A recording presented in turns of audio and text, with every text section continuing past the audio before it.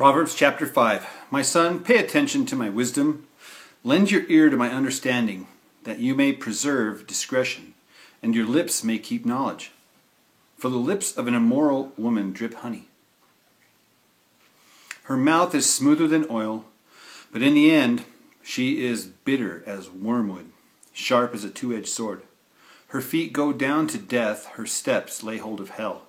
Lest you ponder her path of life, her ways are unstable. You do not know them. Therefore hear me now, my children. Do not depart from the words of my mouth. Remove your way far from her. Do not go near the door of her house, lest you give your honor to others, and your years to the cruel one. Lest aliens be filled with your wealth, and your labors go to the house of a foreigner. And you mourn at last when your flesh and your body are consumed, and say, how have I hated instruction, and my heart despised correction? I have not obeyed the voice of my teachers, nor inclined my ear to those who instructed me. I was on the verge of total ruin, in the midst of the assembly and congregation. Drink water from your own cistern, and running water from your own well. Should your fountains be dispersed abroad, streams of water in the streets?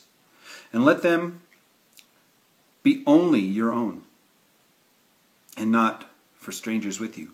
Let your fountain be blessed. Rejoice with the wife of your youth, as a loving deer and a graceful doe.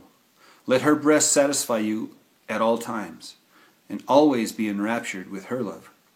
For why should you, my son, be enraptured by an immoral woman, and be embraced in the arms of a seductress?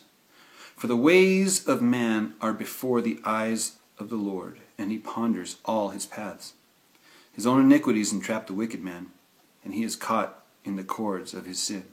He shall die for lack of instruction, and in the greatness of his folly he shall go astray. Proverbs chapter 5.